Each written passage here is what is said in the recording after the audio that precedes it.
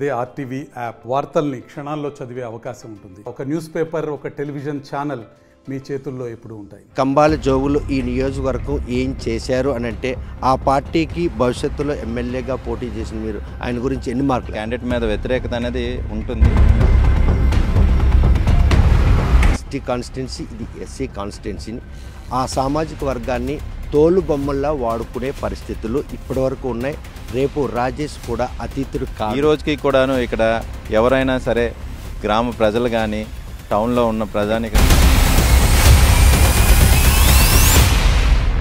ప్రత్యర్థి కూడా రాజకీయంలో ఆరితేరినటువంటి వ్యక్తి 3 సార్లు పోటీ చేశారు, గెలవడం కూడా జరిగింది 2 సార్లు. ఈ నేపథ్యంలో అది బలమైన అభ్యర్థిగా భావిస్తుంది. అప్పుడు లేదు, ఇప్పుడు లేదు. ఈ పార్టీ వైఎస్ఆర్ పార్టీకి అసలు వైఎస్ఆర్ పార్టీతో పోటీ పడడానికి కూడాను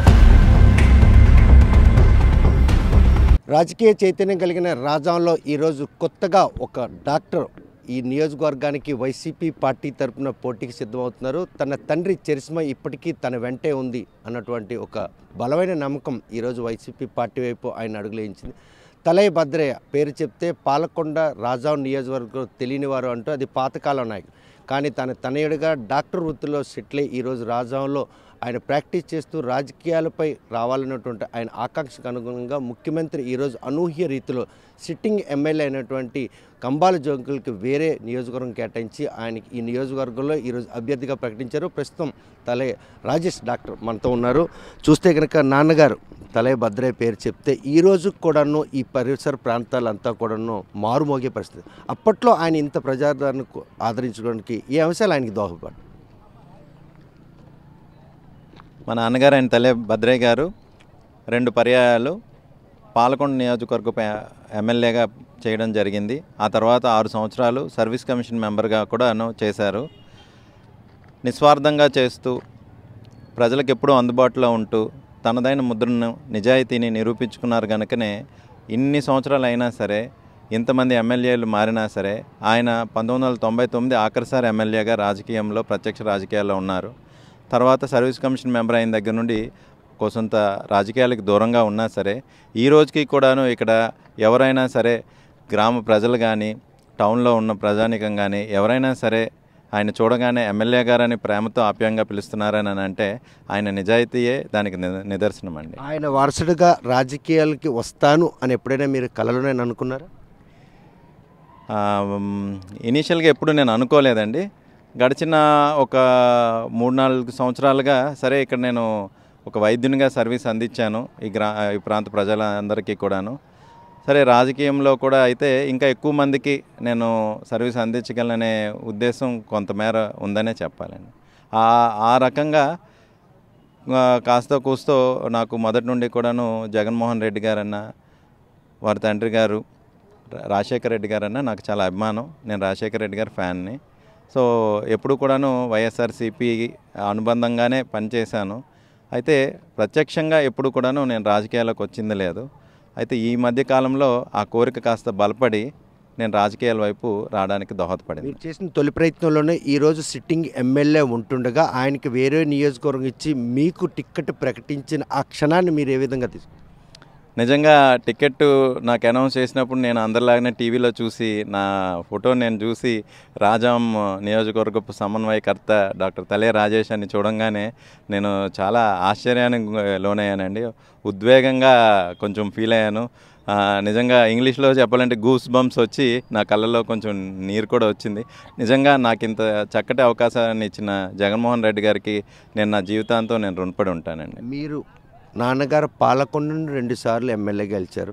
రాజాంలో మీరు సెటిల్ అయ్యారు. ప్రస్తుతం మీ మీద నాన్ లోకల్ అన్నటువంటి ఒక చెరగని ముద్ర ఉంది. అది మీకు గెలుపుకు దోహదపడే అవకాశం ఉందా?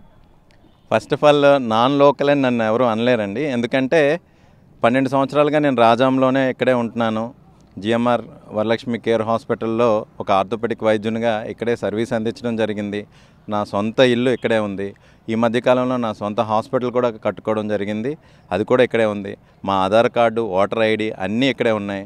రూల్ ప్రకారం చూసుకున్న నన్ను లోకల్ అనే అనాలే తప్ప నాన్ లోకల్ అనడానికి వేరే ఆస్కారం లేదండి. ఇంకా కంపారిటివ్గా ఇంకా వేరే పార్టీ వాళ్ళని ఎవరినైనా సరే నాన్ లోకల్ అనే అవకాశం ఉంది. నన్ను ఎప్పుడు కూడా నేను లోకల్ అనే చెప్తాను. నా అడ్రస్సు ఇల్లు అన్నీ ఇక్కడే ఉన్నాయి కనుక 12 సంవత్సరాలుగా ఉంటున్నాను కనుక నేను లోకల్ అని నేను భావిస్తున్నాను. పాలకొండ రాజాం 2 నియోజకవర్గాల్లో కూడా ఒక బలమైన సామాజిక వర్గం, అది ఎస్టీ కాన్స్టిట్యున్సీ, ఇది ఎస్సీ కాన్స్టిట్యున్సీని, ఆ సామాజిక వర్గాన్ని తోలు బొమ్మల్లా వాడుకునే పరిస్థితులు ఇప్పటివరకు ఉన్నాయి. రేపు రాజేష్ కూడా అతీతుడు కాడు, అతిశక్తి ఉందా? ఫస్ట్ ఆఫ్ ఆల్ అదంతా కూడా అది ఒక దుష్ప్రచారం అండి.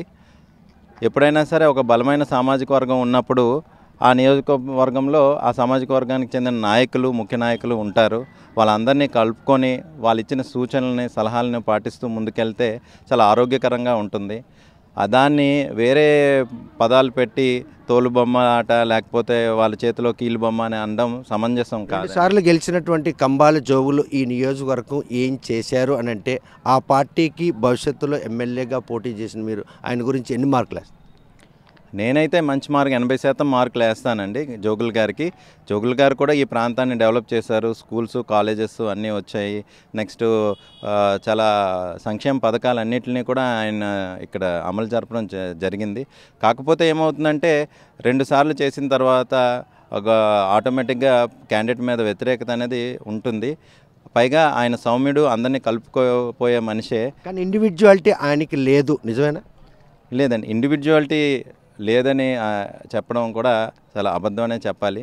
ఆయన ఇండివిజువల్గా డెసిషన్స్ తీసుకునేవారు.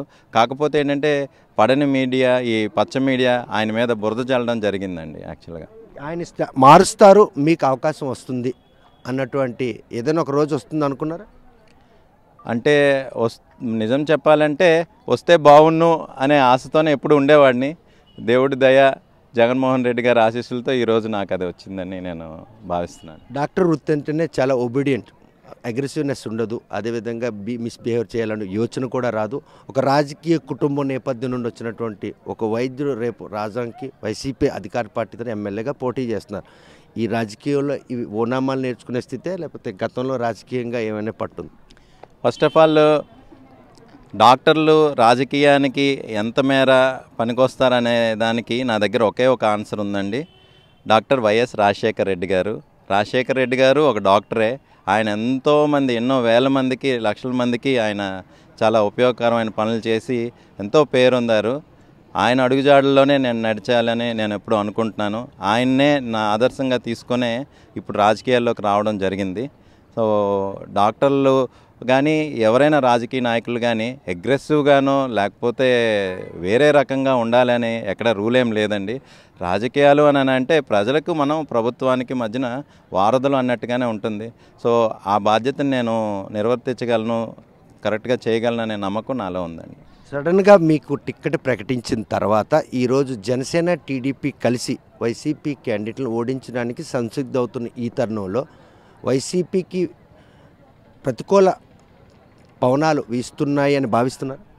నేను అస్సలు భావించట్లేదండి. ఎందుకంటే జగన్మోహన్ రెడ్డి గారు ఒక గుండె నిబ్బరం కలిగిన వ్యక్తి. నెక్స్ట్ సమాజానికి తనదంటూ ఒక ముద్ర వేశారు. ప్రతి పేదవానికి పథకాల ద్వారా, సంక్షేమ పథకాల ద్వారా ఆయన ప్రతి కుటుంబానికి మేలు జరిపారు.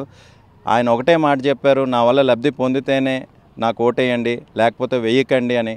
నాకు వెయ్యకండి అని చెప్పగలిగిన ధైర్యం ఉన్న సీఎం మన దేశంలోనే ఒకే ఒకరు, శ్రీ వైఎస్ జగన్మోహన్ రెడ్డి గారు. సో ఈ విషయంలో ఎన్ని పార్టీలు కలిసినా సరే ఎందుకు వారంతా కలుస్తారు? ఒక సింపుల్గా మనం ఆలోచించుకుంటే మన బలం సరిపోనప్పుడే పక్క వాళ్ళని పిలుస్తాం, ఇంకా నలుగురిని పిలుస్తాం. టీడీపీ ఇప్పటికీ కూడాను ఇంకా ఎంతమందిని కలుపుకొని వెళ్ళాలి? జగన్మోహన్ రెడ్డి గారు చాలా బలిష్ఠుడు, ఆయన్ని కొట్టడం అంత ఈజీ కాదని చాలా సందర్భాల్లో చంద్రబాబు నాయుడు గారు కానీ, లేకపోతే పవన్ కళ్యాణ్ గారు కానీ, ఇంకా చాలామంది నేతలు, ముఖ్య నేతలు అందరూ కూడాను భయపడడం జరిగింది. ఎందుకంటే ఆయనకి ప్రజాబలం ఉంది కనుక వీళ్ళందరూ కూడాను ఆయన ఎదిరించడానికి వీళ్ళందరూ ఏకమవుతున్నారు. కానీ వాళ్ళ ఆశలు ఎప్పుడు అడియాసలే అవుతాయని నేను నమ్ముతున్నాను. మాజీ ఎమ్మెల్యే కొడుకు ఒక చరిస్మాతో పాటు మీ ప్రత్యర్థి కూడా రాజకీయంలో ఆరితేరినటువంటి వ్యక్తి. 3 సార్లు పోటీ చేశారు, గెలవడం కూడా జరిగింది 2 సార్లు. ఈ నేపథ్యంలో అది బలమైన అభ్యర్థిగా భావిస్తున్నారా, లేకపోతే పార్టీ చరిస్మా మీకు మీ నాన్నగారు వారసుడిగా ఎమ్మెల్యేగా రాజాంలో గెలిచే అవకాశం కలిపి? మొట్టమొదటిగా నాకు ప్రత్యర్థి ఎవరు అనేది ఇప్పటి వరకు సందిగ్ధంలోనే ఉంది. సో ఆ సందిగ్ధత పోయిన తర్వాత నా ప్రత్యర్థి గురించి నేను మాట్లాడగలను. రెండవది మా నాన్నగారు ఒక చరిష్మా ఎంతో కొంత ఉంటుంది. ఎందుకంటే అప్పుడు నేను ఇప్పటికీ కూడాను ఏ గ్రామాలు వెళ్ళినా సరే ఈ కాలనీ మీ నాన్నగారు ఇచ్చింది, ఈ రోడ్లు అప్పుడు మీ నాన్నగారు వేసినవి, అప్పట్లో మాకు బస్సు ఉండేది కాదు, మీ నాన్నగారు వలన వచ్చిందని చాలామంది చెప్తుంటే చాలా ఆనందంగా అనిపిస్తుందండి. కొంతమేర ఆయన చరిష్మా, రెండవది నా యొక్క కష్టపడే తత్వం. నేను సమాజానికి ఇప్పటికీ నేను 12,000 ఆపరేషన్లు 10 సంవత్సరాల్లో చేయడం జరిగింది. అది జిల్లాలోనే అదొక రికార్డ్ నెంబర్ ఆఫ్ ఆపరేషన్స్ అండి. సో ఈ రెండు కూడాను నాకు కలిసి వచ్చే అంశం అని నేను భావిస్తున్నాను. చూస్తే జనసేనకి టీడీపీ కలిసి వైసీపీకి పోటీ అని నిన్నటి వరకు అనుకున్నారు. అనూహ్య రీతిలో ఈరోజు కాంగ్రెస్ పార్టీ కూడా లైమ్ లైట్లోకి వచ్చింది. అందులో కూడా ఆ పీసీసీ పగ్గాలు స్వయాన ముఖ్యమంత్రి సిస్టర్ రెడ్డి లీడ్ చేస్తారు. ఈ లీడ్ చేసిన క్రమంలో కాంగ్రెస్ కరుడు కట్టిన వాదులు చాలామంది ఇప్పటికి కూడా ఆ పార్టీ మళ్ళీ పునర్వైపుకి వచ్చింది అన్నటువంటి దీంట్లో ఉన్నారు. ఇది ఏమైనా మీకు నెగిటివ్గా వెళ్ళే పరిస్థితి, పాజిటివ్గా మిమ్మల్ని స్వాగతించే పరిస్థితి? అసలు ఇప్పుడు కాంగ్రెస్ అనేది ఎక్కడా ఉందని నేను అనుకోనండి. ఎందుకనంటే మన రాష్ట్ర విభజన తర్వాత కాంగ్రెస్ పార్టీని మన ఆంధ్రప్రదేశ్ చాలా తీవ్రంగా వ్యతిరేకించడం జరిగింది.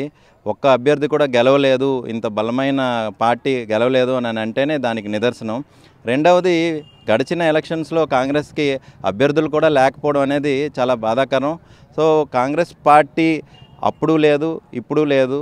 ఈ పార్టీ వైఎస్ఆర్ పార్టీకి అసలు వైఎస్ఆర్ పార్టీతో పోటీ పడడానికి కూడాను దానికి అంత స్ట్రెంగ్త్ ఉందని పార్టీ కంటే కాంగ్రెస్ రాజశేఖర రెడ్డి కుటుంబానికి సంబంధించిన 2 కళ్ళు 2 పార్టీలు ఇక్కడ లీడ్ చేస్తున్న క్రమంలో ఈరోజు వైసీపీ వాళ్ళంతా కూడాను ఇరకాటంలో పరిస్థితులు పరిణామాలు ప్రస్తుతం చోటు చేస్తారు.